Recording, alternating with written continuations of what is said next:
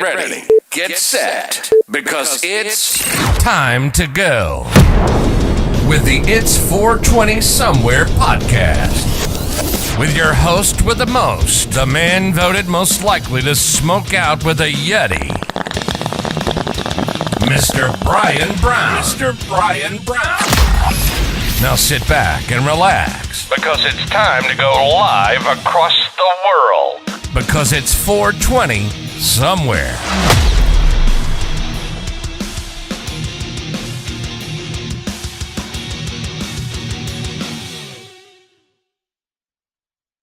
And boom, we are live. How's everyone doing out there? It is Movie Monday right here on the It's 420 Somewhere podcast. Welcome one, welcome all. You've stumbled across the craziest podcast of them all. That's right. Finally made that rhyme. It's the 420 Somewhere podcast. And what this is the wildest, the craziest, the best 420 countdown show of all time, guys. We go live every day, Monday through Friday at about 4:10ish, and we count down to the best time of all time. That's right, 420. We do a strain review, and then we get crazy. That's right, we do Movie Monday today, guys. We're going to be looking at one of a new classic, if you will, 8-Bit Christmas. If you haven't seen this is Neil Patrick Harris, Nintendo, all of our childhood, Billy Ripken, fuckface, baseball card. Man, it's all in this movie, guys. I love this movie. It's a newer one, but man, it's going to be a classic. I'm telling you, if it isn't already. Then we get into tomorrow, Paranormal Tuesday, guys. We do Weed Wednesday, we do True Crime Thursday, and then, of course, we do Baked and Unboxed on Friday. That's where we unbox some of the craziest, some of the best, some of the wildest stuff around, guys. What am I wanting to give away? What am I wanting? Oh, are we giving away? Yeah, we're giving away antlers. That's right, guys. We unboxed the vintage horror box. That's right, their big Black Friday horror box, and we pulled this bad boy from the movie Antlers. This is the gentleman who played Antlers, the monster in this movie, if I guess demon monster, whatever you want to call him. So hashtag Antlers, and you're gonna get into that. That's a big boy too. Look at that, guys. So we'll be giving away that on Friday. I'm thinking maybe this might be going up sooner or later, guys. Who loves Friday the 13th 4? I'm thinking this might be up very soon too. That was a very awesome box. If you guys haven't watched it yet, go back and watch that. My favorite out of that box has to be boom, the double Art the Clown Terrifier. Yeah, this thing, what number is this? 23 out of 30. I like this a lot. And then we also got if I have it right here, guys. Yeah, the Heather Graham stab. That's freaking really cool. Like, nice throwback. We got a bunch of stuff in that box, guys. The Shining Twin shoes. All sorts of cool stuff, guys. Oh man, we got all sorts of good stuff. What do we got? 3 minutes before 420, guys. And what am I getting into? I swear I brought it. I brought it. I know I brought it. I'm getting into some smoke land. I don't know what I did with it. But I do got some glitter bombs here, guys. Man, I just had that. I really, really, really wanted to show you the buds I was pulling out of this smoke land, guys. Let me throw up. Yeah, if you guys didn't check out the unboxing, check it out. This was on Friday. Oh, here it is, right behind the camera. See what happens when you stand up? This was Friday's Baked and Unboxed, guys. We had a hell of a time. Had some giveaways, had a great show. Check out this Smokeland. This is some Jack the Ripper. Oh, man. I'm loving this Smokeland lately. It's affordable. It's big old classic nugs. Look at this nug, guys. Look at this sucker. Oh, man. Look at this sucker. Ooh, it's like a Christmas tree. We're gonna light it up at Dankefeller Center. Hey, you know what? I just got an idea. Damn, I just got an idea. All right, Dankefeller Center, guys. We're gonna do a Christmas tree lighting. Watch up. I got a great idea. So that's what I'm getting into, and I also got some oh some great wax. Oh, what is it? Shoot. Can't remember the name of it, guys. It is old school brand. It's on sale for $8 or $10 a gram. So get on over there. I think $12 a gram. I'm sorry, guys. Get on over there. Check all the deals out, guys. We're going to be starting counting down the 12 days to Christmas. I'm going to be telling you every day the deal of the day that's going on for the Healing Center. And then the next day, usually it's like the first 75 people get a BOGO on something. They're going to really spice it up for everyone on the 12 days of Christmas. All right.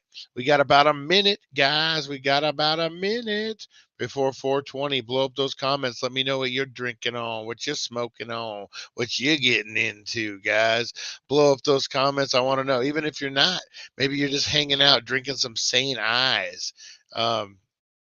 I hear St. Ives is giving deals. So that's what Ice Cube told me.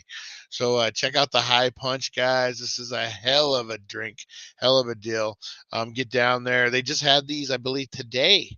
Today, these were buy two, get one for the days of Christmas. So go check that out, guys. 1400 Needles Highway, Needles, California, the Healing Center. All right, guys, whatever you're doing, blow up those comments, spark up those lighters, get those dab rigs of blue brewing, because it is 420.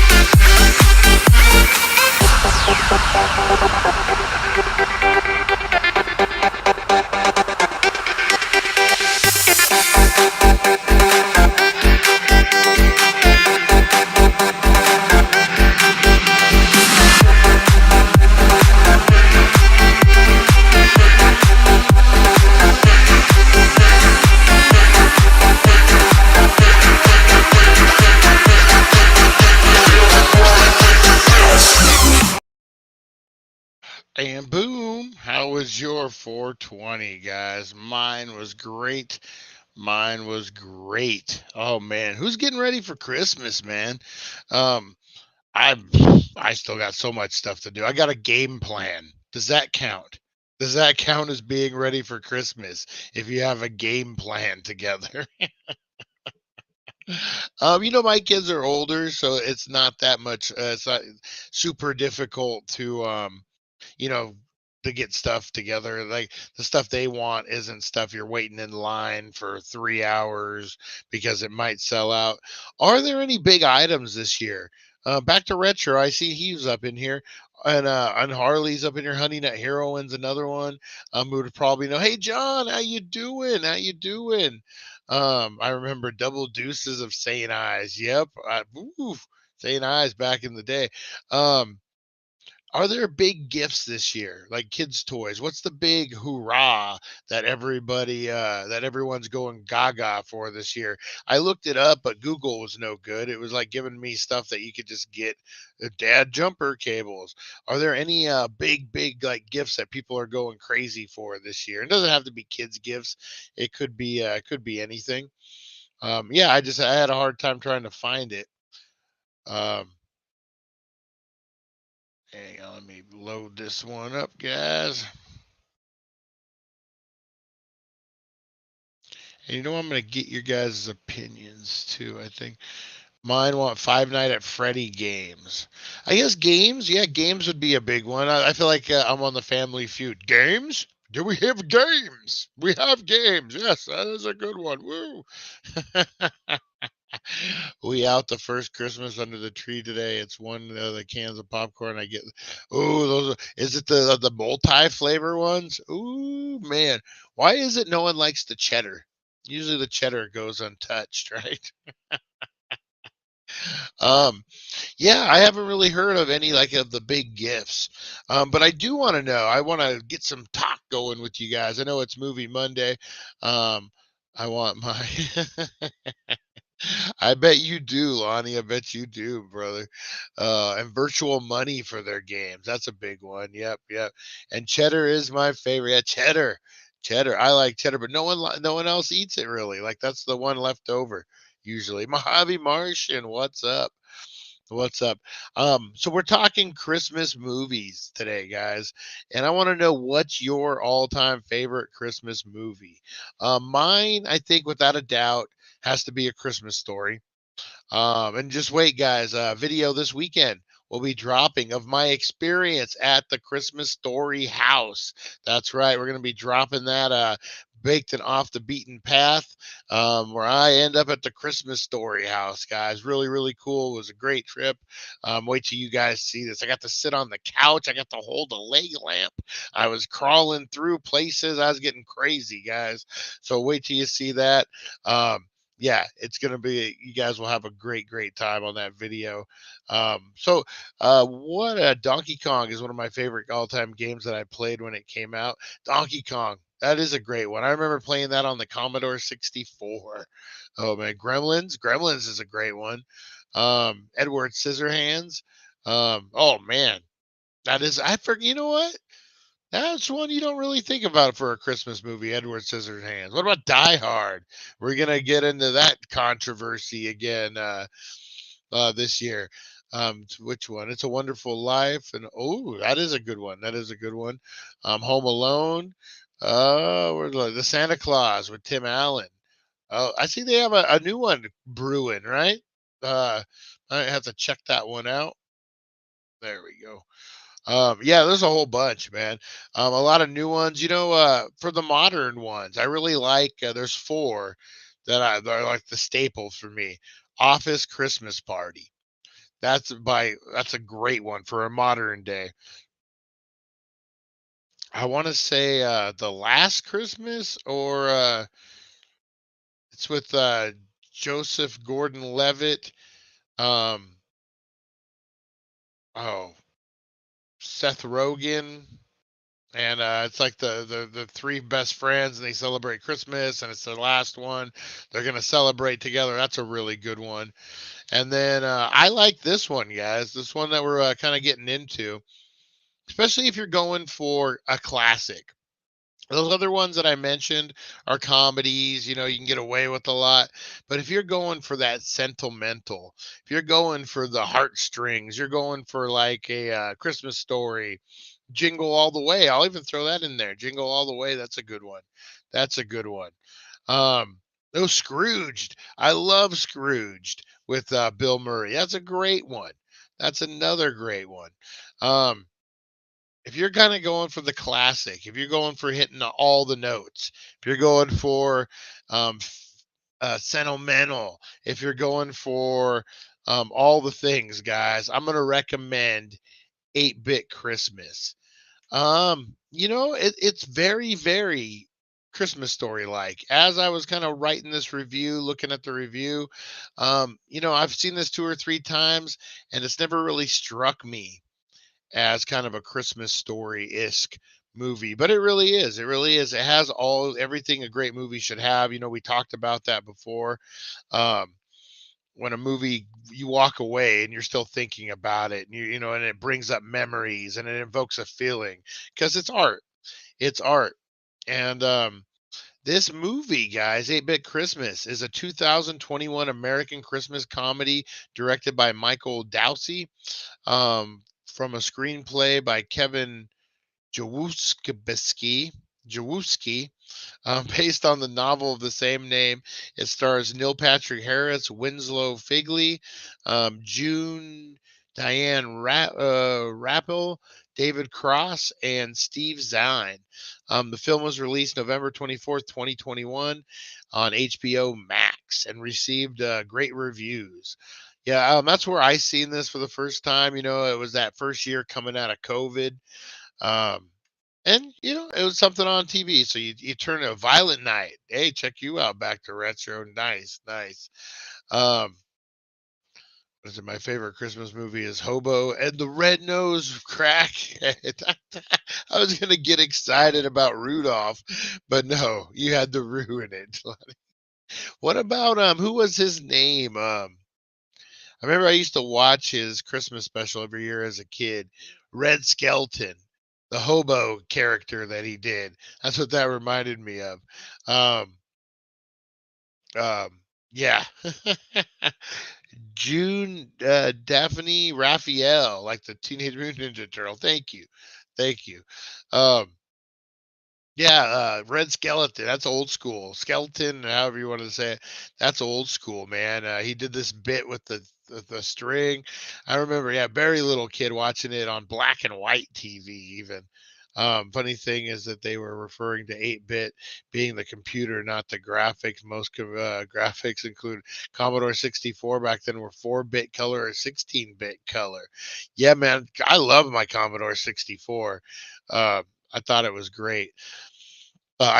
Hours on that thing. I've actually watched some YouTube videos recently of people playing Commodore 64 gameplay, just to kind of reminisce. All right, so get back to the movie, guys. 8-Bit Christmas. Um, it takes place. This young man who actually is making quite a name for himself. In Christmas movies. I just watched another movie. It was kind of a kids movie, called the Naughty the Naughty Six or something, which when I said it out loud, it sounds kind of weird to have a kids movie called that. But it's about kids on the naughty list, and he's the head one who go to the North Pole to steal their toys from the workshop that didn't get delivered because they were on the naughty list. Actually, it was a cute movie. I'd recommend it. But yeah, man, kids doing some Christmas movies. Look at him. So this movie takes place modern times. It's Jack Doyle, Neil Patrick Harris, recounts to his young cell phone obsessed daughter, Annie, how as a child in the late 80s, he got his first Nintendo Entertainment System. The movie is told in flashbacks as Jake recalls the memories of that Christmas season when all he wanted was the gaming console. Um, Timothy Keene, the richest kid in the grade, also the only kid in town with the Nintendo Entertainment System, and all the latest accessories every day. Um, all the kids from school will gather around his house, and he'll pick a couple. This movie, a couple to come in and play. This movie hits so many notes of of a fun childhood, 80s, 90s childhood. Um, who grew up in a neighborhood who had the one rich kid who had shut up, Lonnie, shut up, uh, who had everything? You say what you want about me, Lonnie, but down the street, a block away, lived the Banks. It was their name, and um, they had a pool. I had a jacuzzi. They had an actual pool, in-ground pool, and I think it had a waterfall. And they had a kid who was about 2 grades younger than me who lived there, and he had all I remember one of the toys he had was the Bionic Man. The Lee Marshall doll with the little eyeball thing, and he could just throw it. Had the Millennium Falcon, all the toys everyone wants. He was kind of a dick. He was kind of a dick, and he had a sister, Mandy Banks. Oh man, that was probably one of my first crushes in the world. Mandy Banks. She was 2 grades higher than me, and she was the it girl. Wore like the Guess jeans, had Swatch watch. Who remembers a Swatch watch? Yeah, Mandy Banks. Wow, that was crazy. He used to ride my bike, me and all our friends, not just me. And that wasn't like a weird stalker kid. And we'd all ride, that's where Mandy Banks lives. Oh my God. Blah, blah, blah, blah. And you ride your bike all quick. And then there was a kid down the street from there named Brady who would was like a bully. He was like 2 grades. He was in our grade, but he was 2 grades high. Which all this movie really culminates to this, guys. So this kid, him and his friends, all they want is a Nintendo. The only kid in town with the Nintendo is the rich kid, and he's a dick, and he makes them like fight it out and give them gifts and all this stuff, and he really rubs it in that he's that rich kid, the banana seat bike, and so they're plotting, they're doing everything they can to figure out how they're going to get a Nintendo after a horrific accident which involves a TV and a dog and a power glove. You guys need to see it. No spoilers on that. And so they start, the plot. Santa. They're gonna earn it somehow. They're gonna win it. There's a contest and they're giving away a Nintendo for who sells the most wreaths for Cub Scouts, or a Cub Scout-isk type of deal. There's a kid who's probably 4 years older than the rest of them, who's the bully, and they all have to work together in the end to try to get this Nintendo. And it's such a great story too. It's interwove with the father and the sons. I guess back and forth, fathers and sons, like, man, they really got that friction. I guess mothers and daughters have it too, especially at a certain age. And, dads don't get the kids, kids don't get the dads. And, at one time you guys were best buddies, and then all of a sudden there's a struggle there. Time heals all that. But at certain times, um, this movie touches on that. And like we had talked about, what brings all the aspects of a great movie together, like Planes, Trains, and Automobiles. It's labeled as a comedy, but yet you'll make you cry.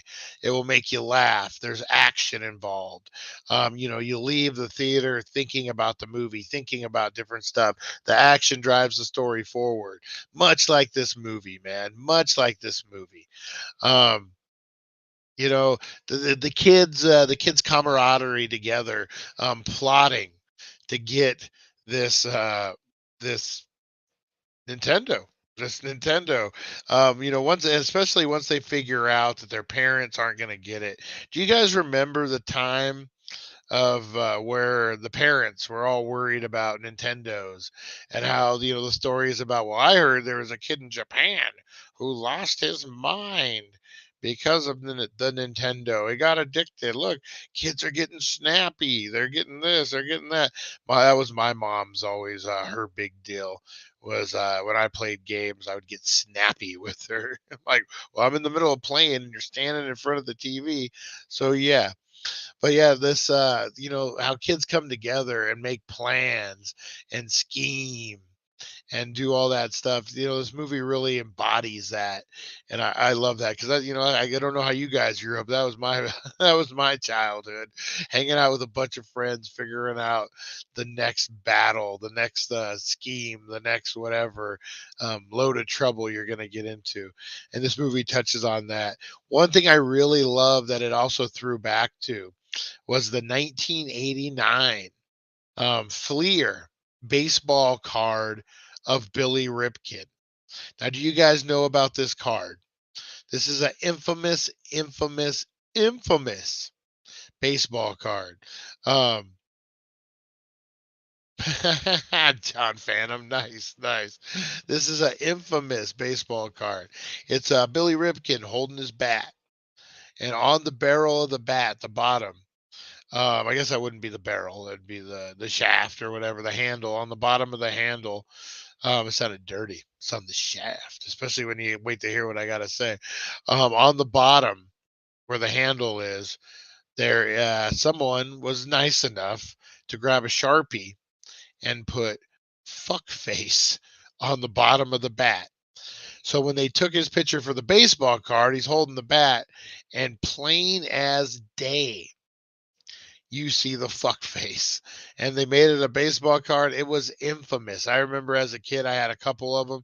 They ended up doing a few different versions. They had a whiteout version, they had a black box version, they had a scribble version, they had a whole bunch of different ones. But yeah, Billy Ripken, the fuck face card.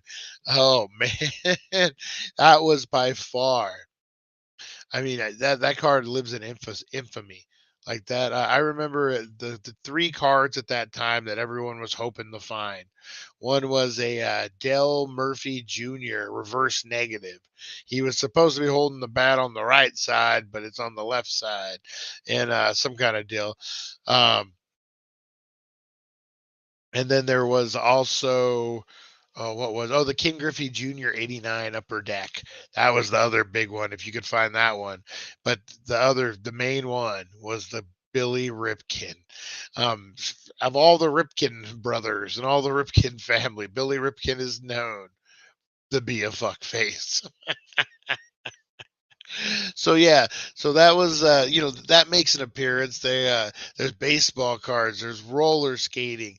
Man, everything that you loved as a kid of the 80s and 90s is represented in this movie. Bicycle riding. The friend that actually gets his parents don't care if he watches R-rated movies. So he's a little more sophisticated than the rest of us. You guys know that's Lonnie. That was definitely Lonnie. I'm willing to bet my money that was Lonnie as a kid. Lonnie, were you the kid who was able to watch R-rated movies and you were a little more sophisticated than the rest of the kids? Oh man. So yeah, this movie has that basically from beginning to end. It's the journey about there's a couple different journeys. A journey about getting this Nintendo, what he learns to appreciate. Um, the relationship with him and his friends, relationship with him and his dad, relationship with him and his mom, his sister. That was Lonnie. um, so there's a lot to be had in this movie. Overall, man, I'm gonna give it two blunts up. I really like this one. Um, yeah, it had everything. I'm telling you. It's the modern day Christmas story, but not a Christmas story. It has, it's two different apples and oranges, but man, it makes you feel good. It's that same thing. It'll probably make you cry at the end a little bit. There's lessons to be learned, but yeah, 8-Bit Christmas by far is one of my favorite new modern day Christmas movie, guys. There's a whole bunch, but yeah, this one's just done right. Again, if you're a kid from the 70s, 80s, 90s, you're gonna even the early 2000s, you're gonna love this movie. You're gonna get thrown back to your childhood. You're gonna remember retainers. Who remembers retainers and how expensive they were, and your parents yelling at you not to lose your retainer all the time. Oh man, walking around in your Cub Scout uniform, even. Again, fathers and sons, man. It's this is actually a great movie. I would definitely recommend watching it. Um, you guys definitely will like it. Two blunts up, and you know what? I didn't do it before, so we'll do it right now, guys. For movie Monday.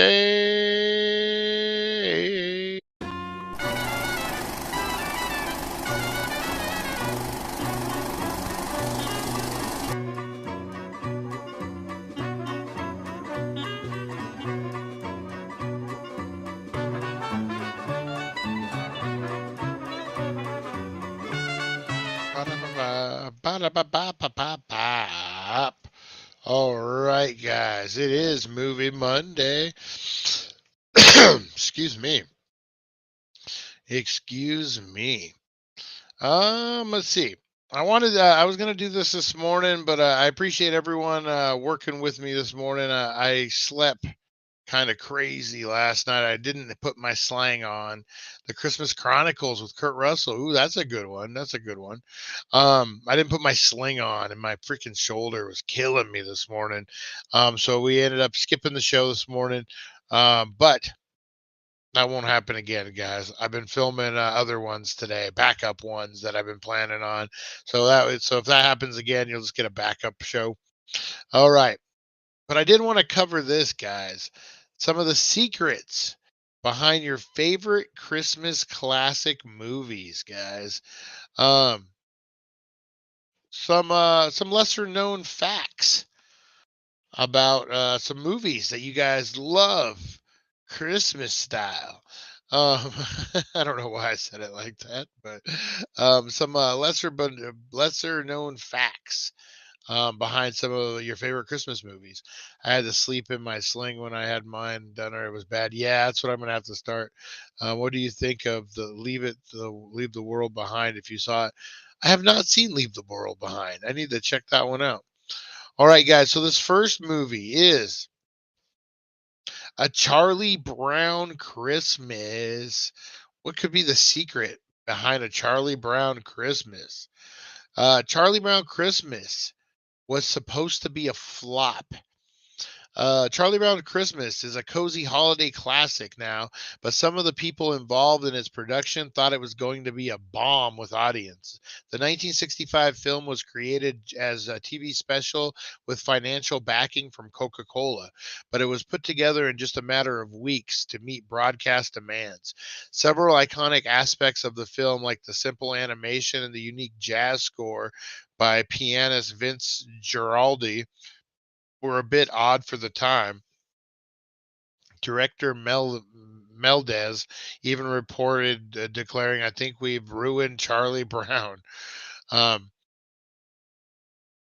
all those worries were for naught. A Charlie Brown's Christmas was an immediate hit, and all of the things producers worried about made it too strange and were the things that made it be loved.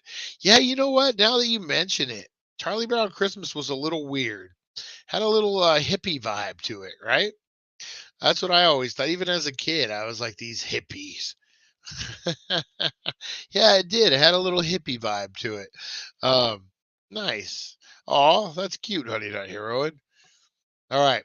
The next one up, guys. Classic songs were reused, rewritten, and dubbed for White Christmas.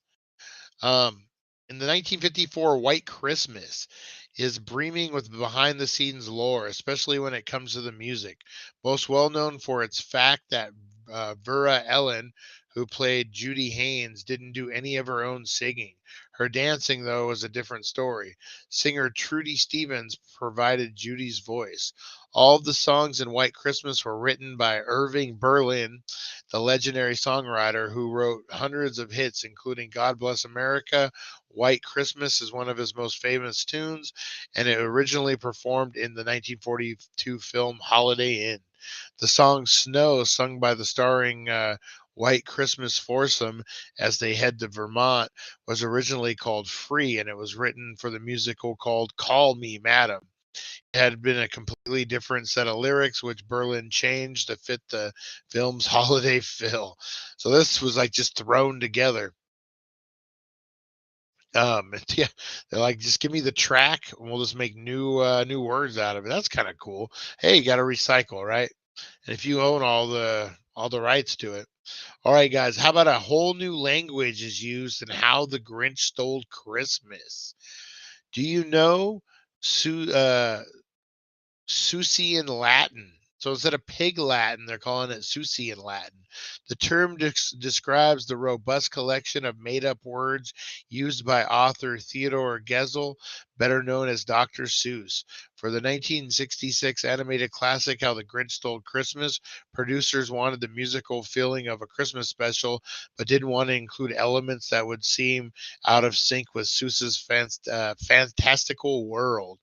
Thus, Whoville Christmas songs were written in Seussian style. Viewers even wrote in after the special aired, asking for translations, a la Fohu Forhos, Daha Doris.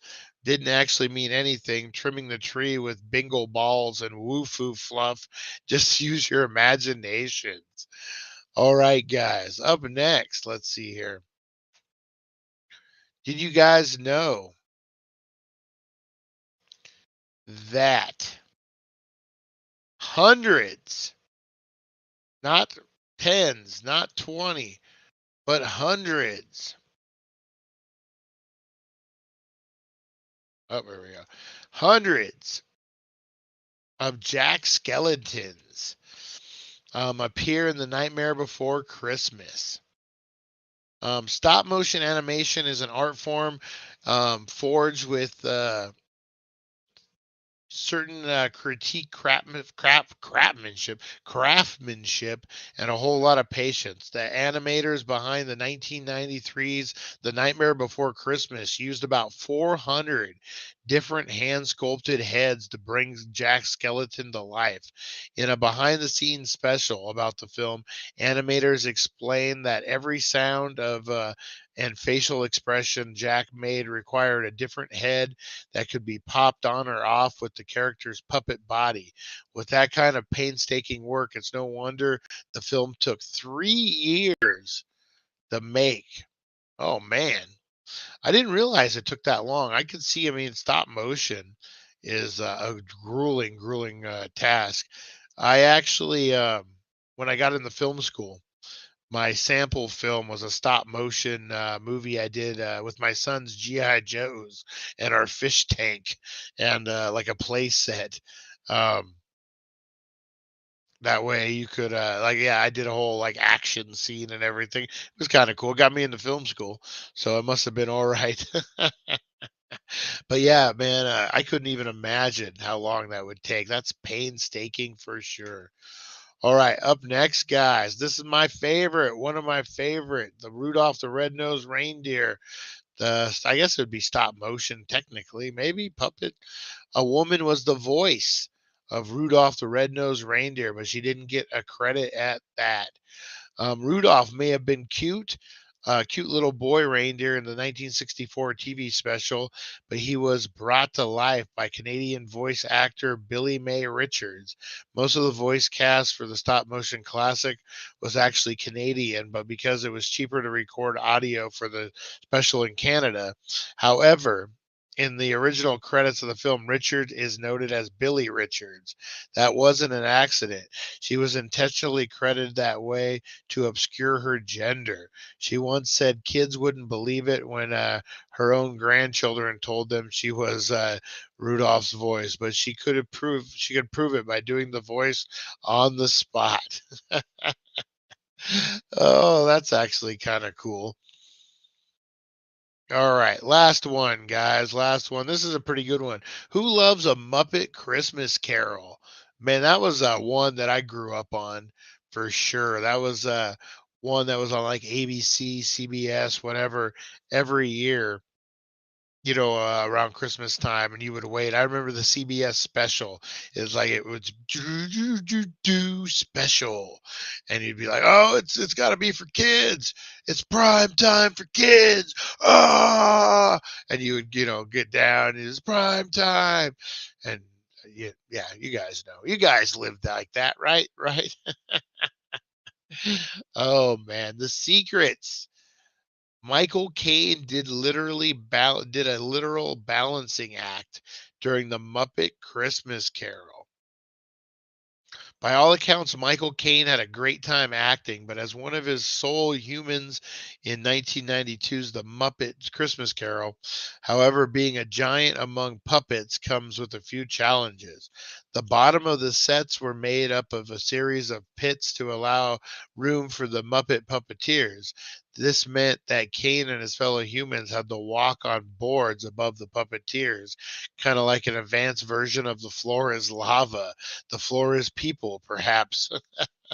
Set designers also used forced perspective to keep everything in proportion in a common set trick that's used at numerous theme parks. They also include a nice nod to Caine.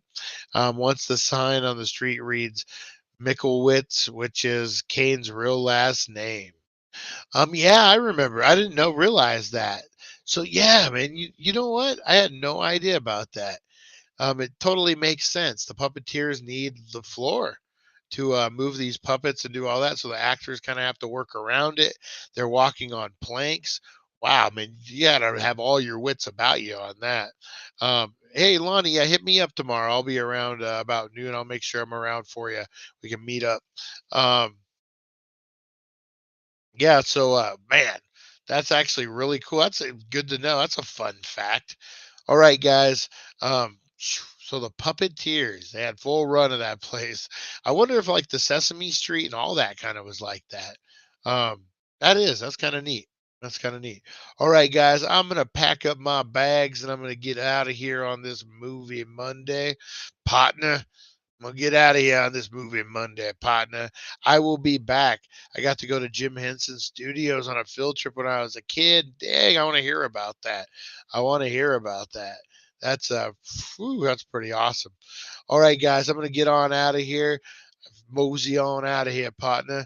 I'm gonna get on down to Boot City. And I will see you guys at 7:10 a.m. guys. Tomorrow is Paranormal Tuesday, and we're gonna be looking at some creepy Christmas stories tomorrow. Ooh, that's right, creepy Christmas stories. What could that be? Just wait, guys. We do it every year. We have a great one. Oh man. All right, so tune us in. The best morning show you never knew you needed, guys. The 7:10 a.m. Wakey Wakey. Get your wake and bake on in style, guys. All right, we will see you tomorrow at 7:10 a.m. guys. Take care. See ya. Thank you for joining us on the It's 420 Somewhere podcast. Broadcasting worldwide and brought to you by thedailydank.com. Check out our merchandise and amazing content. And follow us on all our social media. Now, you don't have to go home, but you can't stay here. See you guys.